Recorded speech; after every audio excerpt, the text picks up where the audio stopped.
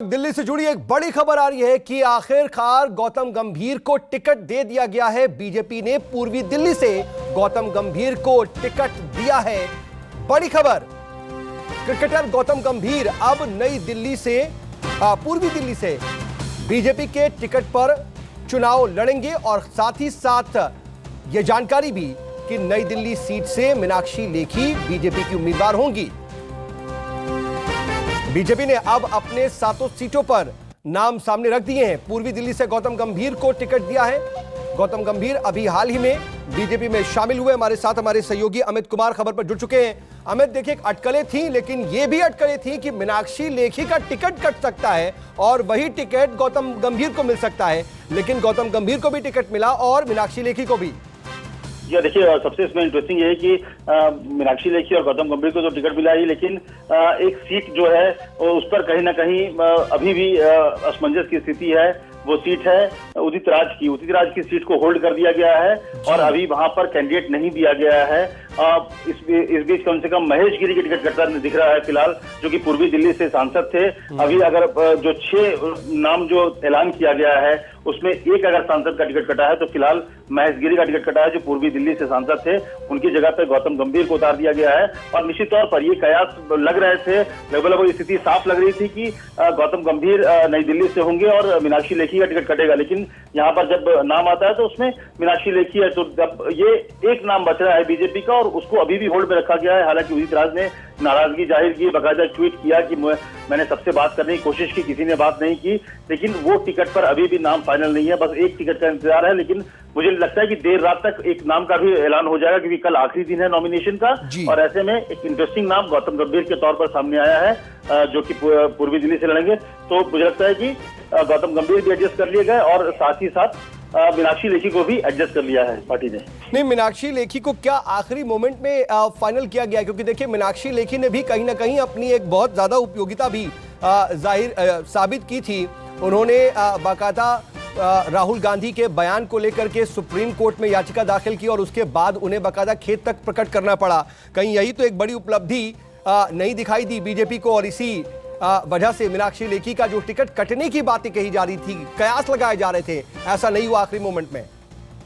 मीनाक्षी लेखी की बात अगर आप करें तो मीनाक्षी लेखी को अगर दूसरी बात करें तो जब 2012-13 की बात करें, जब नरेंद्र मोदी गुजरात में मुख्यमंत्री थे और उस समय जब नरेंद्र मोदी को लेकर सवाल जवाब कई होते थे तो दिल्ली में उनको डिफेंड करने वाला कोई नहीं होता था। उस समय अगर कोई डिफेंड करता था तो सिर्फ 2 लोग करते थे, एक संबित पात्रा हुआ करता था और दूसरे जो थी वो मीनाक्षी लेखी थी, और वो लगभग हर मंच पे, हर डिबेट पे उस समय जाती थी, जबकि ऑफिशियल प्रवक्ता भी नहीं थी और इसके बावजूद नरेंद्र मोदी को डिफेंड करते हुए वो दिखती थी। सिर्फ वही 2 लोग। और उस दौरान मैं आपको ये भी बता दूं कि बीजेपी का मीडिया सेल बार बार ये कहता था कि आप लोग उनके क्यों बैठाते हैं जबकि वो प्रवक्ता की लिस्ट में नहीं है। तो ये मुझे लगता है कि इस बार संबित पात्रा को भी टिकट मिला है और मीनाक्षी लेखी की अगर टिकट कटते कटते बची है तो मुझे लगता है कि जो एक पुरानी बात है और निश्चित तौर पर उनकी उपयोगिता है और उन्होंने अपनी उपयोगिता साबित की है। सिर्फ यही नहीं, सदन के भीतर भी आपने देखा कई बार जरूरत पड़ने पे जब बड़ी बड़ी डिबेटों में उन्होंने हिस्सा लिया और लेकिन ये जो पूर्वी दिल्ली से गौतम गंभीर को उम्मीदवार बनाया है, उनकी दावेदारी कितनी मजबूत नजर आती है? देखिए, ये सेलिब्रिटी वाली सीट है, मतलब कैंडिडेट है और मुझे लगता है कि वहां पर एक दूसरी तरह की स्थिति बनी हुई थी। वहां पर टिकट कटने की बात आ रही थी बार बार। अगर आपने शुरू से दिल्ली को अगर रीड किया है तो शुरुआत में ये कहा जाने लगा कि हर्षवर्धन को चांदनी चौक से रिप्लेस करके पूर्वी दिल्ली भेजा जाएगा और वहां पर महेश गिरी की टिकट कटेगी। इसके बाद फिर स्थिति बदली, वो चांदनी चौक वापस गए। उसके बीच वहां पर ओपी शर्मा, जो कि विधायक है, दिल्ली के 3 विधायकों में से एक है, उनकी दावेदारी बनी। कहा जाता है कि उसको लेकर अरुण जेटली का भी समर्थन था। अरुण जेटली चाहते थे कि उनके पुराने सहयोगी रहे हैं और वो उनको टिकट मिल जाए, उसके लिए उन्होंने बाकायदा कोशिश भी की। लेकिन मुझे लगता है कि खींचतान की स्थिति में जब लगा कि शायद बात नहीं बन पा रही है तो ऐसे में एक आपस में अगर सहमति वाली बात करें तो गौतम गंभीर को लाया। कि गौतम गंभीर भी अगर देखें तो पार्टी में आने के लिए बड़ी भूमिका अरुण जेटली की थी। अरुण जेटली ने उनको पार्टी में लाया, शामिल कराया।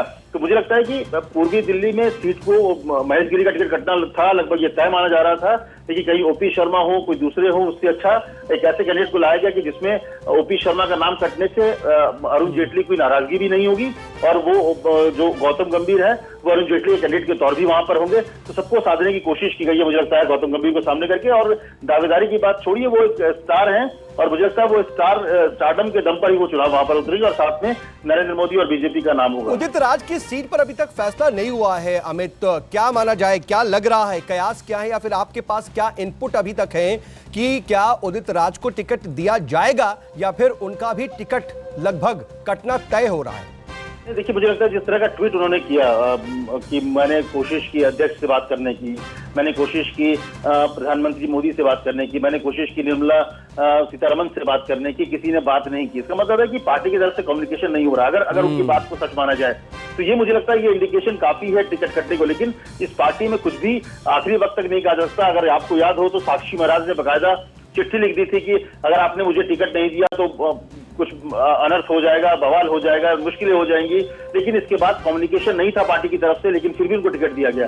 तो मौजूदा हालात में लेकिन ज्यादा संभावना ये मानी जा रही है कि उनका टिकट कट जाएगा, जिस तरह से उनको होल्ड किया गया है। और देखिए, वैसे भी अभी दिल्ली की जो लड़ाई है अमित, अगर देखा जाए तो कहीं ना कहीं बीजेपी अपने आप को विनिंग सिचुएशन में देख रही है पहले से ही, क्योंकि आम आदमी पार्टी और कांग्रेस में गठबंधन हुआ नहीं और जाहिर सी बात है त्रिकोणीय मुकाबला है। और जो कहीं ना कहीं स्टैटिस्टिक्स जो हैं अगर उसको देखा जाए तो वो बीजेपी के साथ जाते हैं 2014 में भी, और इस बार भी यही माना जा रहा है कि अगर आम आदमी पार्टी और कांग्रेस साथ नहीं आते हैं तो सीधा फायदा बीजेपी को होगा। कि उन्होंने ज्यादातर अपने सांसदों को रिपीट किया है, क्योंकि ये कहा जा रहा था कि अगर कांग्रेस और आम आदमी पार्टी में एक समझौता हो जाता है तो संभावनाएं थी कि ज्यादा से ज्यादा। चलिए ठीक है अमित, आपको रोकना चाहिए।